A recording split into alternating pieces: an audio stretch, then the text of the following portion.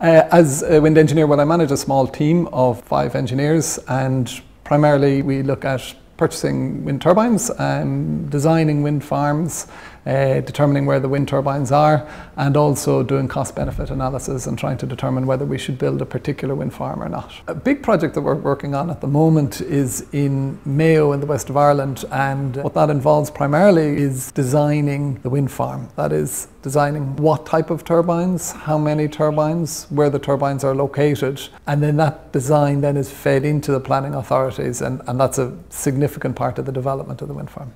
Ireland is a brilliant location for wind turbines. It's one of the best in the world. It's one of the windiest countries in Europe and has a great resource. The likes of Germany, Denmark and other countries would be very envious of. I went to school in Douglas Community School in Cork City. My own pathway into engineering might have been a little bit different to the average one. I was very interested in the idea of travelling and humanitarian work, and I was also quite good at maths in school. So then the question for me was, what profession should I have so that I can work overseas, travel, work in the humanitarian sector? And then engineering became an obvious answer to that, particularly considering I enjoyed maths, physics, geography, things like that. So it was a good fit. I went to college in UCD and UCC. I finished up in 2001 with my bachelor degree in civil and environmental engineering, and then went and worked for a couple of years, and then I did a master's in renewable energy, focusing particularly on wind energy. And then after about 4 or 5 years experience in my late 20s, I did a chartership. When I became a graduate engineer, then there was a number of opportunities to work with the larger NGOs. So I've worked for both. I worked with GOAL in Afghanistan after the American-led invasion, and then a couple of years later I worked with Concern in Indonesia after the tsunami. Most of our work is in the Republic of Ireland. We also do quite a bit in Northern Ireland and quite a bit in Great Britain. So that's the majority of our work. We do, however, do a small amount of international work on a consultancy basis, and we did a small amount of work for projects in South Africa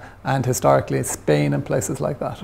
I would say one of the main challenges with wind farms and with energy generation in general is that it takes an awful long time. It's just the nature of the projects. They're large projects, so you don't get that sense of achievement straight away. You may do a piece of work, but you may not see the fruits of your labour for perhaps 10 years. Well, I think certainly you need to have people skills. I think sometimes with engineering that may get overlooked, but people skills are absolutely vital to the ability to work with people, work in teams.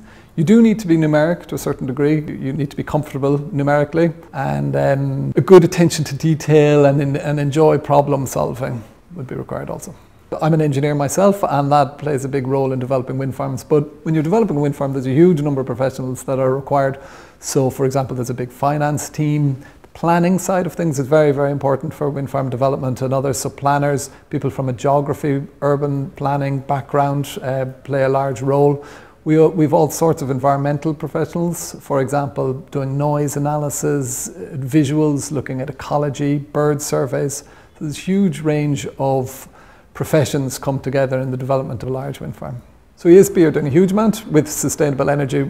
We have got a big plan to develop a huge number of wind farms between now and 2025. So what we're going to see is that an upscaling of already a big portfolio. So we'll be building an awful lot of wind farms. We're also interested in solar and marine energy, wave energy. We're looking at biomass. So ESB, as you would expect, as the big national utility, has got a huge interest in sustainable energy and intends to reduce their carbon footprint very significantly over the years.